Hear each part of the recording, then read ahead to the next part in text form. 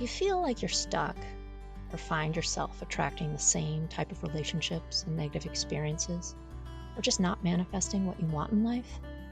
Welcome to Heal Your Story. I'm your host, Heidi Dallaire. Here we discuss all things life, love, relationships, the relationship with yourself, and the stories we tell about ourselves and others.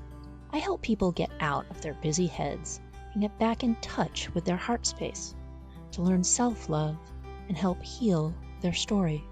I'm a heart space and relational coach, a holistic health practitioner, and author at HeidiDallaire.com and LoveWideOpen.com.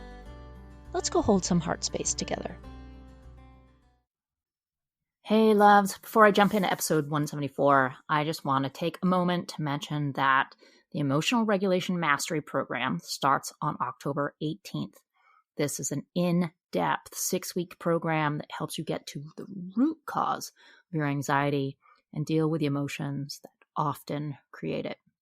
The doors will stay open until the end of Sunday the 22nd, and then this program will close. Get it now. It won't be at this price again. The link to enroll or learn more is in the show notes. And so let's dive in. Episode 174, How to Stop Worrying All the Time. So worrying is a part of human nature. We all have such stressful lives, and sometimes we can find ourselves a little bit overwhelmed or a lot overwhelmed. Although a bit of worry is often healthy, it shows concern. Too much worrying is unhealthy and should be addressed. Today, we're going to take a look at 5 steps to identify how you might be able to stop worrying all the time and work towards a more relaxed, joyful, and stress-free lifestyle. This is my hope, and this is the work I continue to do with clients and students. So let's dive into our first step in conquering constant worry, and that is prioritizing your concerns. Imagine your mind as a vast, cluttered room. It's filled with thoughts racing around, and to make space for calm, relaxing thoughts, you need to clear some mental clutter. The act of writing down your concerns is your first powerful tool in this step.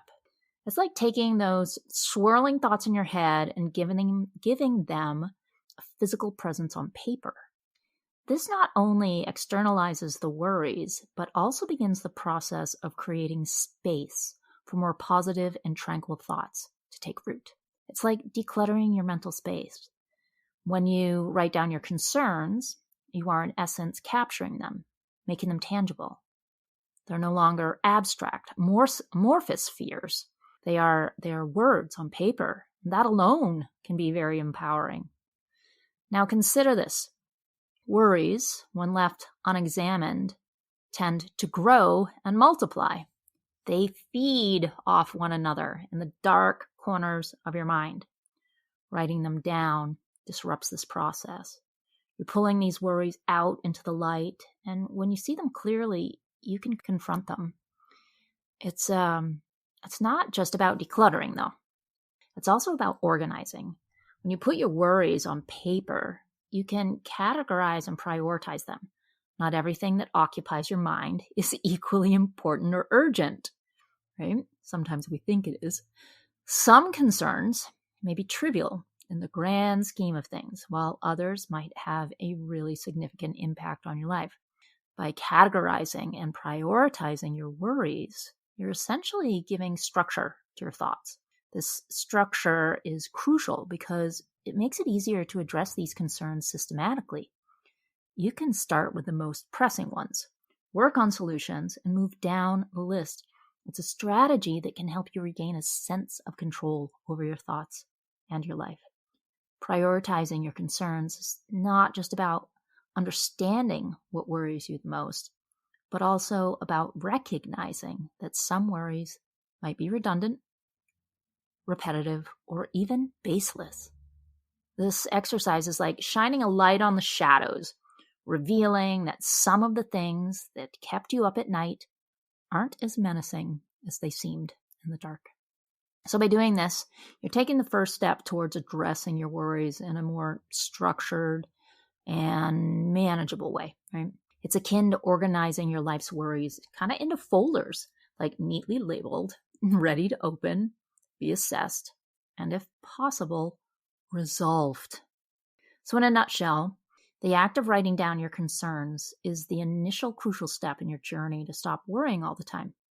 It creates space in your head, externalizes your worries, and provides you with the opportunity to organize and prioritize your concerns. This simple practice can set the stage for a more structured and manageable approach to your constant worries. All right, let's move into step 2, which is remember to relax. This episode is brought to you by the Weather Channel app.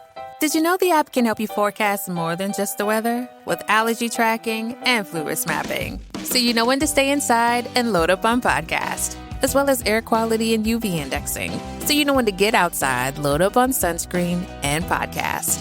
Forecast more of what you love with the Weather Channel app.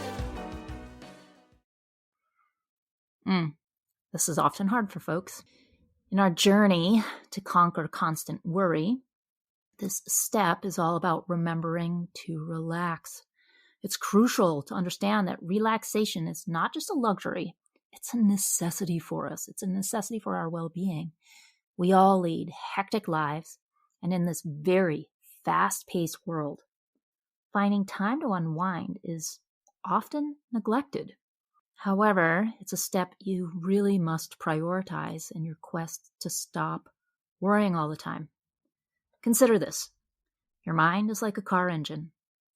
If you push it too hard without ever stopping, it's bound to overheat and break down. The same principle applies to your mental well-being.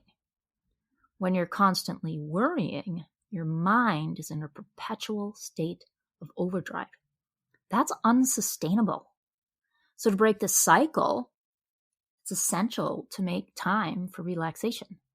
It's not a sign of laziness or indulgence. It's a really crucial aspect of maintaining your mental and emotional health. Now, one way to do this is by finding a hobby or an activity that really, truly relaxes you. This could be anything that brings you joy and allows your mind to really switch gears. It could be painting, gardening, reading, or even something more adventurous like rock climbing. The key is that it should take your mind off your worries and immerse you in the present moment. Additionally, spending quality time with friends and loved ones is another powerful way to relax. Sometimes, though, when we spend time with our family, it can actually add to our anxiety or worries, but that's a whole nother ballgame. So, social connections are vital to mental well-being. Sharing your thoughts and experiences with others can be really immensely therapeutic. It helps you step away from your worries and really gain a fresh perspective. Often we find ourselves so caught up in our own concerns that we lose sight of the bigger picture. Talking to friends and family can remind you that you're not alone in your worries. They might have faced similar challenges and can offer insights or simply provide a listening ear. Remember that relaxation doesn't mean avoiding your problems. It's about taking breaks to recharge your mental and emotional batteries. So you're better equipped to face your worries head on. It's like taking a step back to see the forest through the trees, right? And it can provide you with the clarity and perspective you need to address your concerns effectively. By finding a balance between stress and relaxation, you'll be far less likely to feel anxious and worried constantly. This equilibrium allows you to step away from the overwhelming rush of daily life and embrace the calm moments that are essential for your mental and emotional well-being. So, kind of in summary of this step, step 2 is all about embracing relaxation as an essential part of your life. Find those hobbies or activities that relax you, spend time with loved ones, and remember that relaxation is a necessity. All right, we're moving into step 3, which is share your problems. Step 3 in our journey to conquer constant worry is all about the incredible power of sharing your problems. It's a step that many of us often underestimate, but it can make a significant difference in your quest for a more peaceful and balanced life. Right? I've often told people the way to heal your story is to share your story. Worry, when left unspoken, has a unique way of festering in the recesses of our minds. It can feel like a heavy burden, dragging you down with its weight. That's why the simple act of talking to somebody about your concerns and worries can be incredibly liberating. Again, when we share our stories, we realize that we are far more alike than we are different. And it makes you feel less alone. When you express your thoughts and share your worries with people you trust, you're taking the first crucial step to offload the guilt and burden that often accompanies worry. It's as if you're handing over a piece of that heavy load to someone who's willing to share the burden with you. The act of sharing your concerns, whether with a friend, a family member, a mentor, a coach, a therapist, can serve as a release valve for the pent-up pressure of constant worry. Just by uttering your fears and anxieties out loud, you are acknowledging them and taking them out of the shadows. You're no longer dealing with them in isolation, which can be an isolating and exhausting experience. When you share your concerns with someone you trust, it opens the door to empathy and understanding, and often for yourself. These individuals often know you well and can offer a fresh perspective on your worries. They can provide valuable insights, reassurance, and emotional support that can be immensely comforting. Furthermore, by discussing exactly what you're feeling, you're taking control of your concerns. It's like confronting a monster in the dark. As soon as you shine a light on it, it becomes less intimidating. Your worries are no longer lurking in the shadows, ready to ambush your peace of mind. But it's not just about emotional relief. Sharing your worries and problems also allows you to receive advice and suggestions from different perspectives. Those you confide in might have faced similar challenges or have a completely different approach to solving problems. By being open to their input, you can discover new ways to tackle your worries that you may not have considered before. Remember, you don't have to worry in silence. By sharing your concerns with trusted individuals, you're inviting them to be part of your journey toward conquering constant worry. They become your allies in the battle against anxiety and stress, and their support can be a powerful asset. All right, let's move into step 4, which is consider exercising. In our pursuit of conquering constant worry, step 4 is an incredibly effective tool, considering exercise. We've all heard about the physical benefits of exercise, but what many people don't realize is how profoundly it can impact your mental well-being, especially when dealing with persistent worries. First and foremost, let's talk about stress. When you're constantly worrying, your body is in a state of heightened stress. Your nervous system is on overdrive. It is dysregulated. Your muscles are tense, your heart rate is elevated, and your mind is racing. Exercise serves as a powerful countermeasure to this. It allows you to channel that nervous energy into something constructive. It allows your nervous system a moment of relaxation and regulation. So consider this scenario. You have something you're worrying about unnecessarily, something that seems to have a relentless grip on your thoughts. You just don't know how to stop worrying about it. And this is precisely where exercise can be a game changer. Engaging in physical activity, whether it's hitting the gym, going for a run, practicing yoga, or even just taking a brisk walk, has a dual impact on your mental well-being. Firstly, exercise releases endorphins, which are referred to as the feel-good hormones. These chemicals act as a natural mood lifter. So when you exercise, you're giving your brain a dose of these endorphins, which can help alleviate feelings of anxiety and depression associated with constant worry. Secondly, exercise serves as a release valve for the physical and emotional tension that builds up when you're worried. Think about it. When you're worried, where are your shoulders in space and time? They're up by your ears, right? You're like wearing your shoulders like earrings. So it's as if you're venting the steam in a pressure cooker, allowing you to like physically work through your mental distress. This not only helps in reducing stress, but also provides a sense of accomplishment as you've actively done something to address your worries. And moreover, exercise is a fantastic way to increase your self-confidence. When you set and achieve fitness goals, it reinforces the idea that you can overcome challenges, which can be applied to addressing your worries. It's like building mental resilience through physical strength. All right, let's move on to step number 5, which is slow down and reflect. In our journey here to conquer constant worry, step 5 is all about slowing down and reflecting. This step is about taking a proactive approach to address your concerns and regain control of your life. Often, constant worry stems from lack of clarity. It's like being in a dense forest without a map. You're lost, and every tree seems like a potential obstacle. But this step, slowing down and reflecting, this is your map and your compass. The first thing you need to do is to consider exactly what you're worried about. It's an essential first step in regaining control over your thoughts. Take some time to sit down and identify your concerns.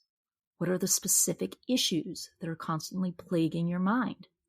This can be a daunting task, but it's the only way to move forward, right? I often tell clients that what we're thinking about and what has us so worried and stressed might only be a perceived threat.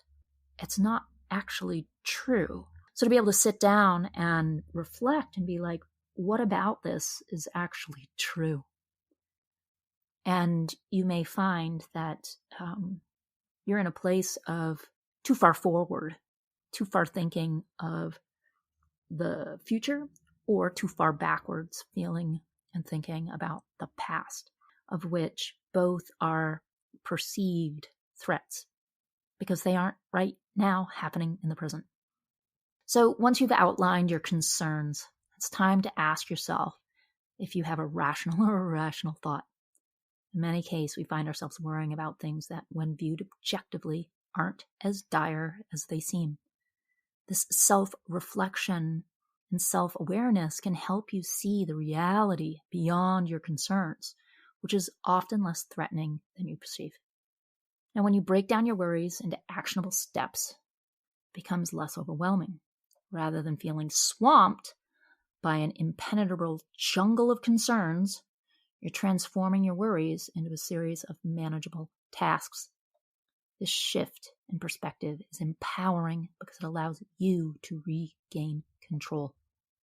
Now, it's crucial to differentiate between what you can and cannot control in both the short and long term. And sometimes worries stem from issues that are beyond our control. Acknowledging this can be liberating because it releases you from the burden of trying to control the uncontrollable. And oftentimes there are concerns that are within your control, where you can take meaningful steps towards resolution. Now, ultimately, this whole step is about working out exactly what's concerning you and then identifying how you deal with it. Remember, the forest may still be dense, but with your map, your compass, and your clear plan of action, you can navigate through it. It's about seizing control of your worries rather than letting them dictate your mental landscape. Reducing constant worry is a journey. It's not an overnight fix, but by prioritizing relaxing, sharing, exercising, and reflecting, these 5 essential steps can lead you to a happier, more relaxed life. Remember, worrying is natural, but when it's constant, it can be detrimental to your mental and physical well-being. These steps can help you regain control over your thoughts and live a life with less anxiety and far more joy. Right? Now, if you'd like assistance in implementing any of these strategies, because they actually need a lot of in-depth work too, you can join me for the Emotional Regulation Mastery class and program starting October 18th, or sign up for a Heal Your Story Breakthrough Intensive, which is a 75-minute one-on-one call with me where we get down to the emotions that are causing you your anxiety and stress. Both of those links will be in the show notes. I am sending you tons of love. Happy October. Bye for now. Thank you for listening to another episode of Heal Your Story. Please subscribe on Apple Podcasts, Spotify, or wherever you listen to podcasts. You can find me, my coaching services, my book, or book a Heal Your Story strategy session at HeidiDelaire.com. For other self-development articles, go to lovewideopen.com. And you can also follow me at Heidi Delaire or Love Wide Open on all social media channels. Thanks so much. Sending lots of love.